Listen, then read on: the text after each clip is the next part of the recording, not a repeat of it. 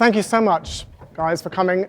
The first thing I decided was I had to get Rachel on board. I've seen Rachel teaching. I've never worked with her before, but she's just a ray of sunshine, is the way people always describe her. It's never been my intention that Vamoosh is a method or should tell any teachers what they should do. Because I didn't write it for anyone else, really. I wrote it for myself when I started. So I started teaching with some very experienced colleagues in Haringey, and Vicky Miller, and she was developing a program for classes of 30. And when you're teaching 30 kids at once, you need to give very, very clear, simple instruction, very, very, very few words, and give them actions and give them stuff to do immediately without delay, because otherwise they're going to look for something else to do. And with 30 kids, your average 8-year-olds are going to find lots of other things to do if you don't keep them occupied. So I started working with her, started adding some repertoire to her program. She has some brilliant ideas. A lot of them are in Vamoosh Book 1. And I started adding stuff. In my own teaching, where I had pairs of kids, I distinctly remember wanting them to play long Ds and wanting them to have a relaxed bow hold. So I would just get them to start them off and do that, and then I'd sit at the piano, and then I would just make something up, and that turned into Sailing Home. And other times I'd want them to play 4 Ds and then rest, and 4 Ds just to get their bow holds going, get them into the habit. And that turned into Manhattan Blues. And whilst the pieces look really, really simple, there's a lot of thought that's gone into each of them. So I can actually bore you to death about each and every one of them, but I don't really feel that's always necessary, because the whole idea is that they work without much explanation. But I'm going to just check with you before I start going down that route. So I started writing music to make my life easier as a teacher, because I found I was expending a lot of energy in the early days trying to get children engaged, trying to get them excited about a piece of music that I wasn't particularly excited about myself.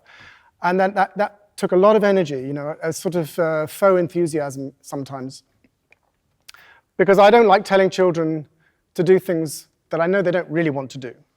So if that's the situation, it's okay maybe for parents to do that. They're used to it, that's the part of their role. But for teachers, especially with music, I feel like, it's totally unnecessary. Music is an amazingly enjoyable, engaging subject. So if you're having to engage them, if they're not engaging, there's something you're doing wrong, really. I think it's, and we need to examine what that is. And for me, it was clear that choosing the repertoire, getting the repertoire to engage them was fundamental. And the reason for that is because I just come fresh from university, music college, where I had been wildly enthusiastic about the pieces I was playing. And I got to, with kids, I was thinking there must be a way to just get the children to engage in exactly the same way that I was engaged, because I didn't want to teach them I wanted to teach in the way I was taught at university when I was excited and enthusiastic. And I sort of stumbled across a sentence when I was trying to work out how I would summarize what I've tried to do with Vamoosh. And it's, I want to give children a reason to play their violins. And the emphasis is on the word children. I want to give children a reason to play their violins. There's plenty of reasons for teachers to play a whole bunch of repertoire. There's reasons for parents to choose repertoire.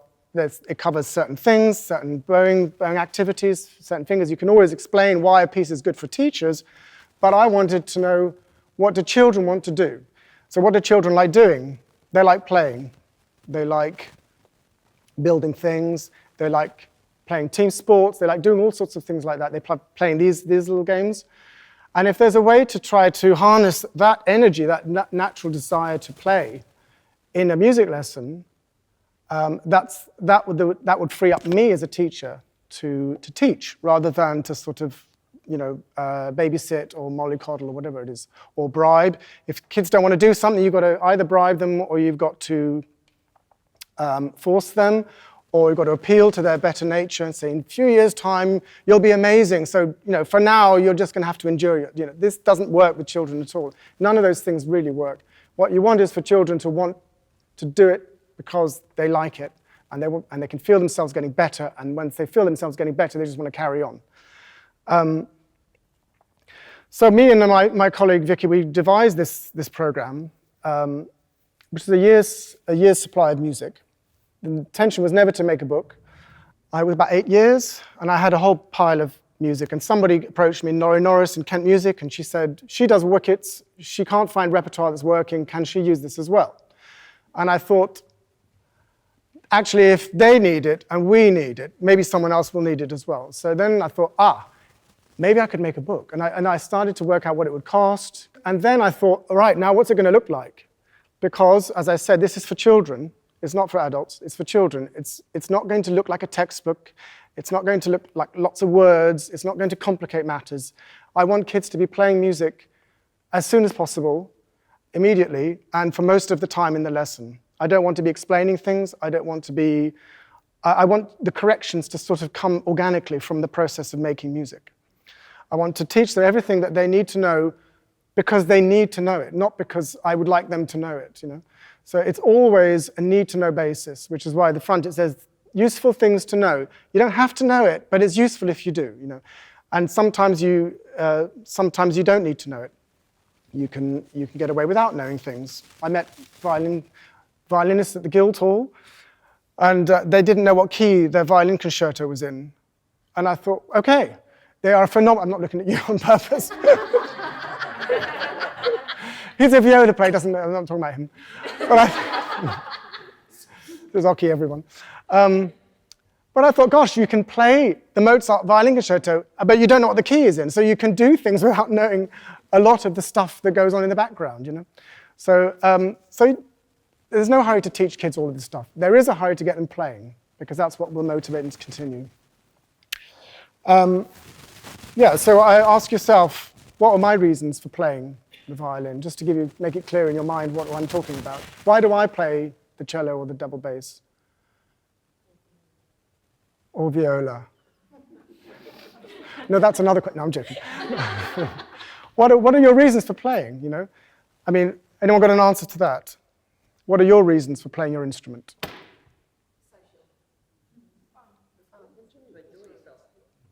To enjoy yourself, to play with other people, and to play repertoire, right? You get into the world of Beethoven. I mean, he's been dead for hundreds of years, but my goodness, what a world. And Brahms and all this is the world of music that you can get into. Why should that be any different for children? And I'm not saying that I have reinvented the wheel here, but that should be their motivation. So the music should be the reason for the violin, not the other way around. My feeling is some pedagogy music is written for the purposes of the violin. I think the instrument is for the purposes of the music. Okay, so we are ultimately music teachers. That's how we should think of ourselves. We're going to teach a music lesson, and today our instrument of choice is the violin, and we're going to work through this music on the violin. And then that sort of takes a little bit of the dryness out of it, and it just gives the kids totally understand that. They'll dance, they'll clap, they'll sing, they'll play the violin. It's all the same. It's all just fun. So I tend to think of Vamoosh as 26 games which you play with your violin students. Each game has a different set of rules.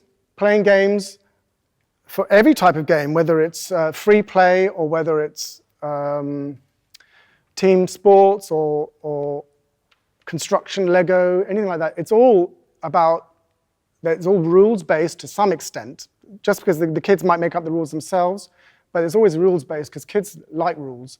Rules give them a framework, they give them a structure, and then they can really work. So don't be afraid of rules. So what are the rules in Vamoosh pieces?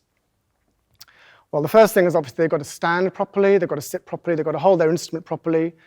They need to play the right notes, ultimately. They need to play the right notes in tune, and they need to hold their bow nicely, and they need to move freely. These are sort of the general rules that we as teachers are now going to be applying in these games. And if you think about the difference in the relationship you have to children when you are playing games with them, is that the onus is not on you anymore, it's on them. You tell them what the rules are, and then they play it. That's the point. So all of the energy and the motivation and enthusiasm will come from them, and you don't have to provide it at all. You can, if you're getting that balance right in your lessons, then it's a whole lot easier for you as a teacher. And I remember when I finally produced the book, and I brought it into a school that I've been working at for years, not the same one I'd been working out with Vicky. And I remember sitting down, and it was the kids' lesson, and they knew it was that time. They rushed in, and they rushed to their instruments, and they rushed to get the instruments out, to sit down, rifle through the book so they could choose the first piece.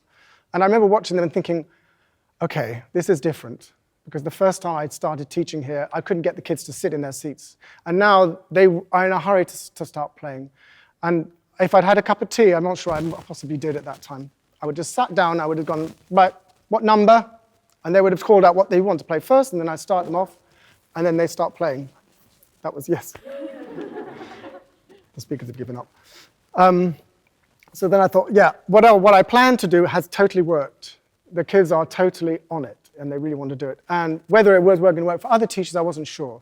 But I was going to take a punt, and that's what happened. I think it's really important that we actually make music in the first lesson. How many lessons do I observe? I mentor lots of lovely, wonderful teachers, but I go into the lesson, it's a 20-minute lesson, and there's about 2 minutes of music making. That is not a music lesson. It is not a music lesson. And you can make music on the most basic of levels, whether that is singing, whether that is rhythm, whether that is clapping, whether that is... There are so many ways to access music in that first lesson. And this is why what Thomas is doing is so brilliant. Because he has said, at the very beginning of what he said was, I don't want to be dictating to teachers how they use my repertoire. And he hasn't. He said to me, Rachel, can you just lead a few pieces at the beginning on open strings? And so I sat there, and of course I've used this repertoire in so many different ways. Sometimes I use pizzicato, sometimes I am soaping, sometimes I am singing, sometimes I am playing to them whilst they move in time. There are loads of things that you can do that immediately give them access to music. And it's the immediacy of this repertoire that's important. But one thing I will say is that any repertoire, any set of book or any methodology, I know it's not a methodology, but anything that you use will only work or will only be as magic as the environment you create. So Thomas's work only works when you set it up in a way that makes it accessible and gives children the freedom to access it, which does mean setting them up properly and using it as a pedagogical grounding for their playing. So it still needs quality teaching, and that's what we're going to talk about a little bit. So the early pieces, okay, we're going to talk about Willow, Waltz, Manhattan Blues, Sailing Home, Jig, and Circle Madness. So for me, when you actually look at Thomas's work, that's what you get. That's page 1, well, after the sort of introduction to things you might want to know. I love it. That could be anything.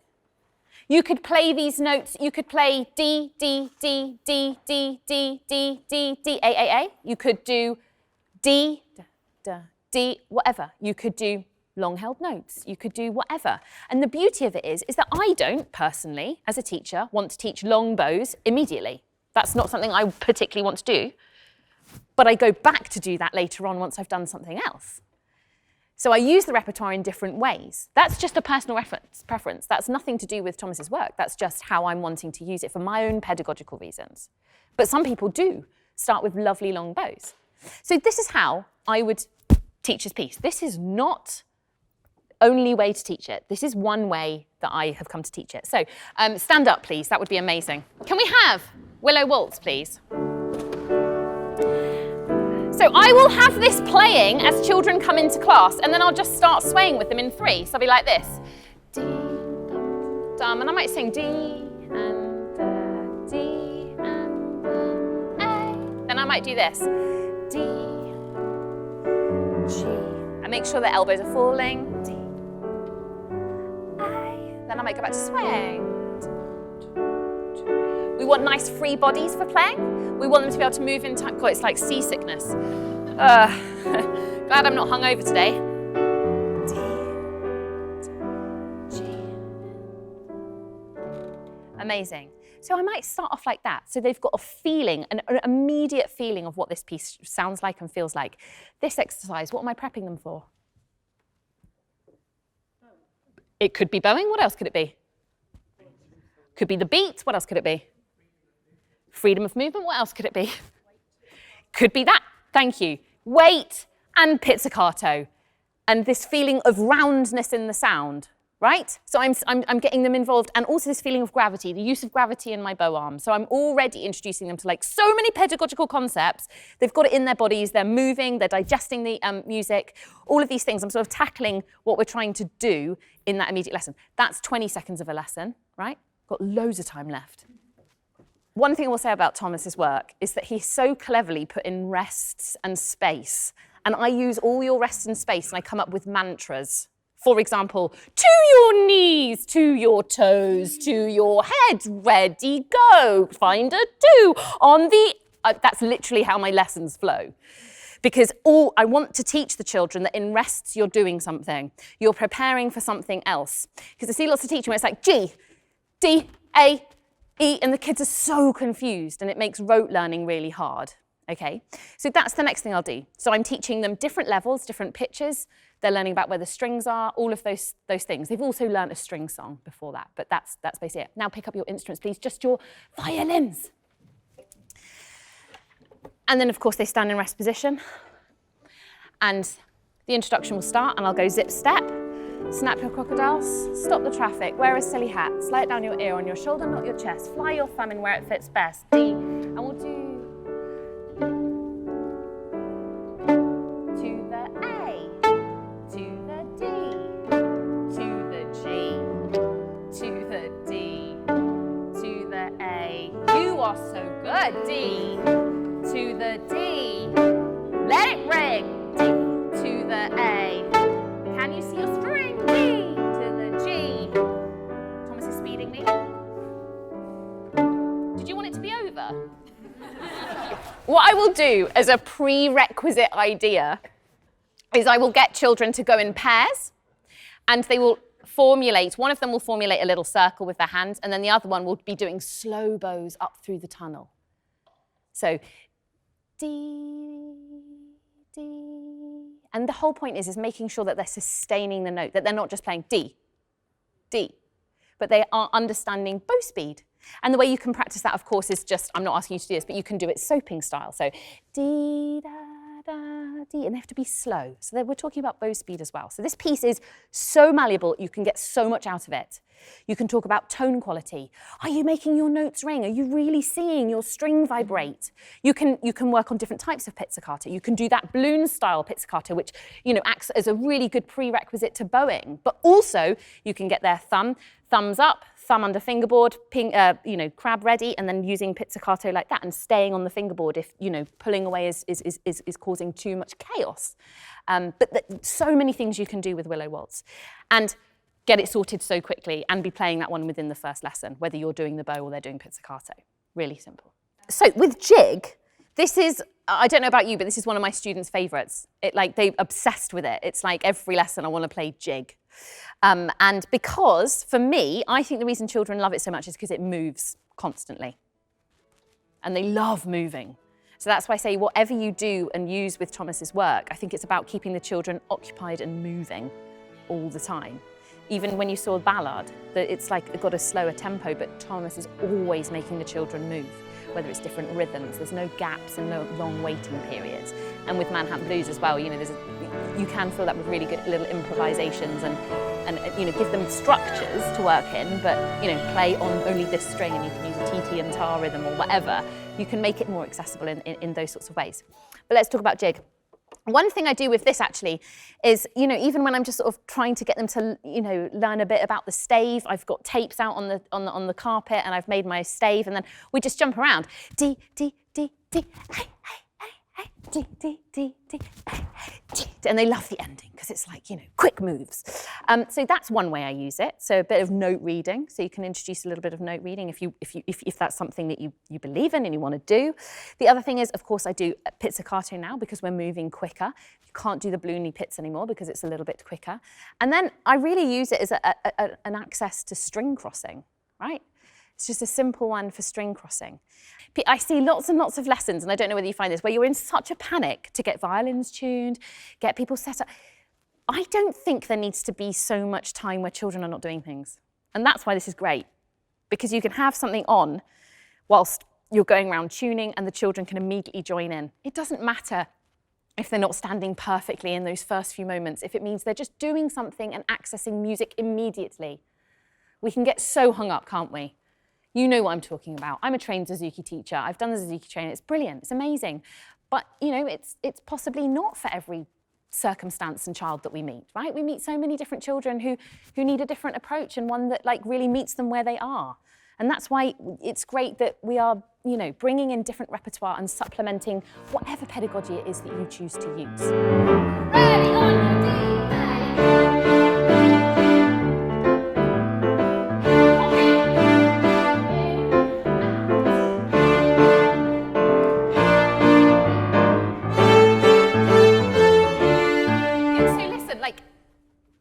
What's so interesting is that we're so terrified to improvise, and yet we want our students to do it.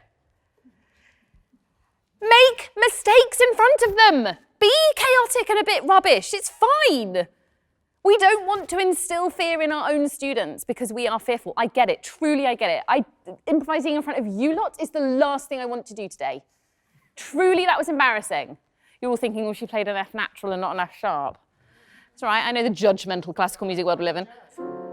I tried my best. But what I'm saying is like, that's a really important point though to us as teachers. You have to be fearless if you want fearless students.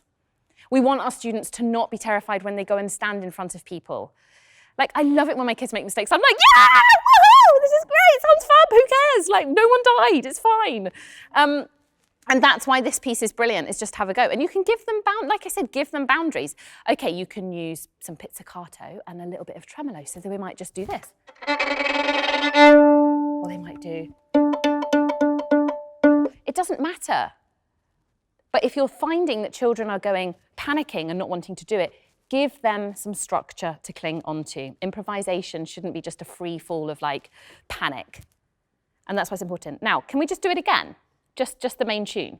And copy my actions, because you can use these rests to work on posture. So I do this one for freedom, back, right? It gives a chance to reset themselves. Okay, here we go. Can you stand up, because I feel alone?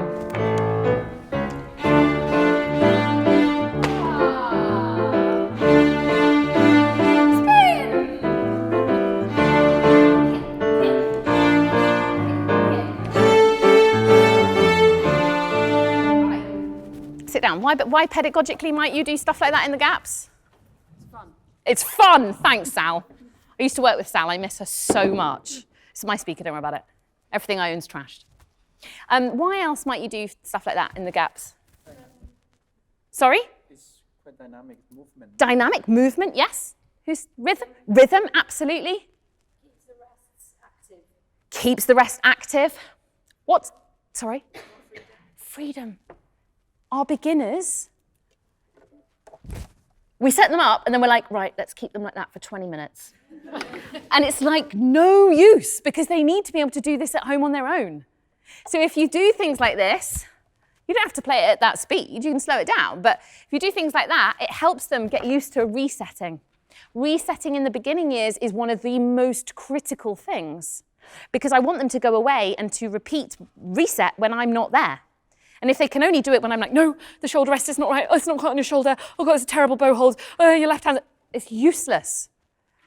So that's, again, another reason why this repertoire is so useful, is that the rests give you the chance to reset. I love that. Is there anything else you want to say about Manhattan Blues? Well, there's one sort of cellistic difference, because I was I was always bothered slightly about some people do windscreen wipers, they go D, D, D, D, windscreen wipers. And I think for violin it is probably more helpful, but on the cello bows quite heavy, and violins tend to start somewhere about here, where the hand is quite close to the instrument, so it feels a little bit more comfortable. Cellos have to hold their arms up quite high, so we tend to start a lot more at the heel. And so what I encourage them to do instead is to do out, in, bouncing elbows. So they rest the bow on the string without making a sound, which is something which is sometimes quite confusing for kids, that they're actually contacting the instrument, but not making any sound. And I think that's quite useful to get used to. So I think the bouncing elbows thing is a way of incorporating the movement and also the stability of not making a sound, but having contact.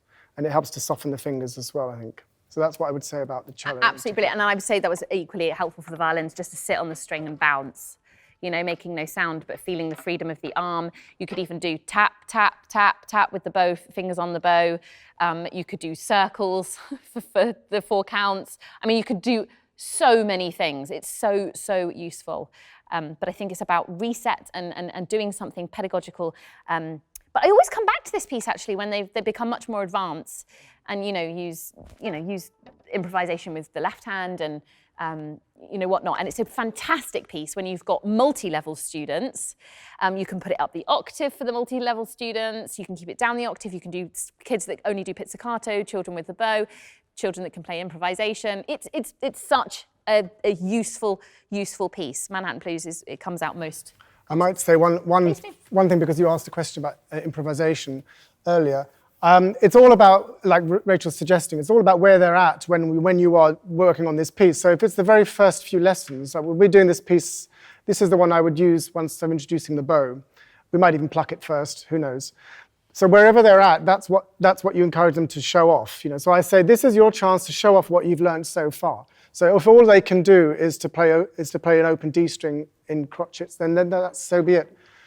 To elaborate a bit more, I might ask them to think about their favorite food, spaghetti bolognese, or something like that. So they have something that they can bring to it themselves. I tell them, don't tell me what the food is, but when it's your turn, play your food on whatever string you want to do. And then that's a way for them to start to think, albeit at a very basic level, sort of compositionally. And then I'll give them a chance, like you did as well. I'll give them a chance to just work something out. So I'll give you got 20 seconds, work something out, and then we'll play. And then we do it. And that's the way, I try to get everybody to do it. In fact, I insist everybody does it. And we'll pass it down like pass the parcel, each line, and then we'll play it together, and then we'll do it again, next line down the, and then they just think, oh, well, this is normal. Doesn't have to sound good, but I just have to play. And then as they improve, you start saying, what are you doing with your bow? What are you doing with your fingers? You're not playing the right, you're not doing it properly like you've been taught. And that's just a way for them to incorporate their learning into the improvisation.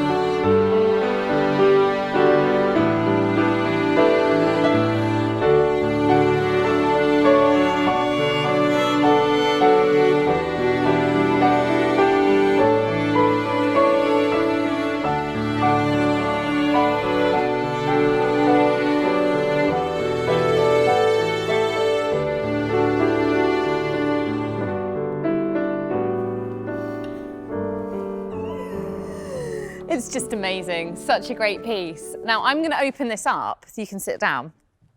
Don't pretend you didn't enjoy that, firstly. What does that piece make you think about teaching, focusing on, doing with your students? What does it do in your head? Like when I'm playing it, all these things go off in my brain about what we could work on as teachers. Yes! Sorry, you're going to have to yell at me. My hearing's dreadful for a 34-year-old. Controlling the bow. Absolutely. Okay, bow control. What else? Patience with, counting. Yeah, absolutely. So sustaining the sound. Yes. Yes. Quality of sound. Quality of sound in all parts of the bow. Making sure we don't have this like bulge in the sound where it's like, or, but like, yes, beginning, middles, and ends of notes, yes. It could calm down a totally hyper group. Amazing, or a type of teacher, yeah. Yeah, no, nothing will. A glass of wine. What time is it? Is it? Thank you, I'll go to the pub. That makes me sound really bad, that's not the truth. Perfect, exactly, calming a lesson down. Sometimes I just have Sailing Home on, you know, in the classroom as they're coming in, especially with children. If you have, also if you've got, you know, SEND children in the room that really can't cope with this kind of like the amount of energy that, you know, Manhattan Blues and Pineapples Are Juicy are creating. Fantastic piece. But you don't have to do long sustained bows, as we've spoken about. You can take all of those notes. You can use some of the, say, the Suzuki rhythms within those notes. Da, da, da, da, da, da, da, da. It doesn't matter. Or they could be balloon pizzicatos. It could be anything. But I would use this piece. I would also go back and review this piece and really think about the ringing of the instrument. What does the string look like when it's ringing? What does it feel like to have my hand at the end of my scroll and feeling the deep vibrations of my instrument when I'm really making the string vibrate, right? Because it feels very different if I'm doing, yeah, but it's different when I'm doing. So there's all these things that you can do that encourage them to really open up the sound or the resonance of the instrument using these open string pieces. And I do that with Willow Waltz as well. The other thing is the G string. We hear it in Willow Waltz very quickly, and then we hear it in Sailing Home. And the G string, what does the G string require? Something different. More weight, right? More weight. Yeah, the elbow needs to move to a certain degree, absolutely. So we're talking about different levels of string crossing, and we're talking about this contact with the string and making sure the children have got enough sound quality from the G string, that it doesn't have this fluffy, skatey sound. So pedagogically, that piece is brilliant. Do you want to chip in about Sailing Home? Yes. Yeah, no, I think, no, that's absolutely right. I think the idea, again, with these pieces, when I was thinking about what I'm teaching them, which is these long sustaining bows, it's not easy to do that, right? So what I wanted was to create an environment where it feels like they want to do that. There's some other pieces that I can talk about later on, like Airport, for example, where you create a different environment because you want their posture and their whole physical approach to be slightly different. So in this one, I think I often give them the image of a floating boat, a boat that floats across the river. So they float the bow from one end to the other for 4 beats. And then that really encourages them to lighten their bow hold, relax, and then they can actually feel how the boat floats across the river. And that's something which is quite, it's very difficult for beginners to do. I mean, if you try it a good way to remind yourself what it's like to be a beginner, just switch the instrument round and realize how very weird it feels. And it's a good way to get into their world a little bit. Absolutely. Otherwise, if I am picking something, it'll come to me later. Yeah, fine. There's loads of things more I could speak about this, but you know, the opening up of the arm in itself is a huge pedagogical point, right? And depending on your thoughts and feelings regarding the use of the bow, the amount of the bow, this piece is brilliant in just, you know, I'll draw a crocodile on my own arm, you know, so that they at least can see that my arm is opening, and you know, they'll be copying that. I'd love to tattoo all the children, but I've been told that it goes against the rules of the teacher. So I might just do it to myself. Yes. Just quickly, Rachel started playing the tune. In case you're not aware, book 2 has the melody line for this. And I was going to grab a book and we could do that. And I will do in a second after lunch. So as much as possible, I try to involve, if you've got kids who are multi-level, we try to involve them from later books. I wasn't just showing off. No. I know I'm excellent. But I just really like to improvise. When the children have got it, how nice is it to give them like another line? To listen to. It makes them just feel like they're part of something much greater and bigger. It's those moments. I don't know about you, but you have children that go, I just love playing that one together. I love it when I hear you do that twiddly thing. Do they love that? The twiddly thing. Okay, right, before lunch, we are going to play Circle Madness.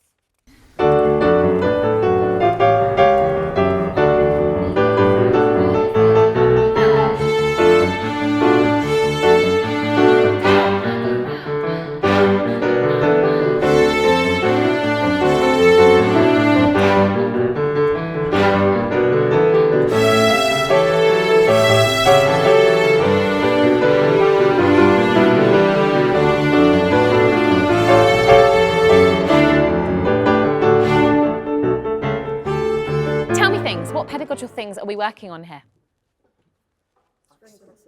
String crossings, accents, retakes. Yeah. Yes. Love it. Yeah, brilliant. Yeah, fantastic. What size are the circles? What ball are they? Are they like tennis ball circles? Are they golf golf ball that's smaller. Sorry, Rachel. You can tell how much sport I'm involved with. None. What are the footballs? Sorry, I just didn't want to say something really rude then, and by accident. I was just really conscious.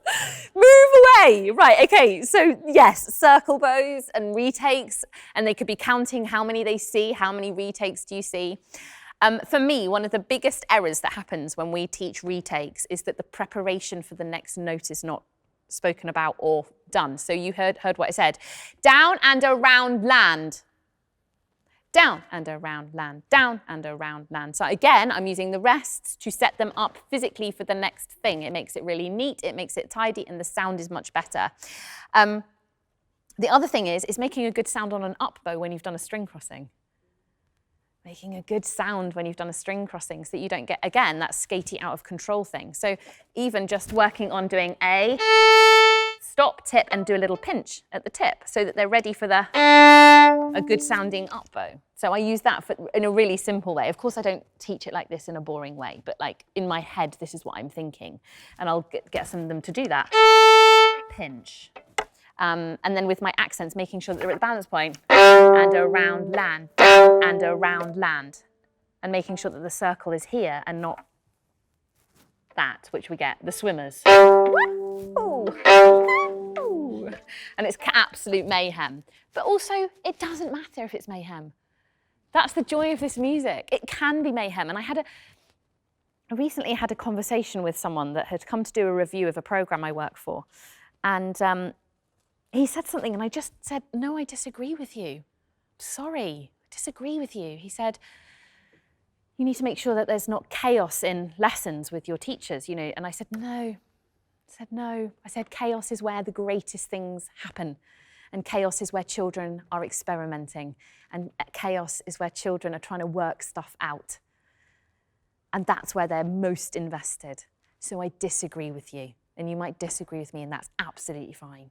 But I say a happy classroom isn't always a quiet, neat one. And that's fine. And that is, for me, this repertoire encourages us to be a bit chaotic and mad. Look, I've tied that in. And it's lunchtime.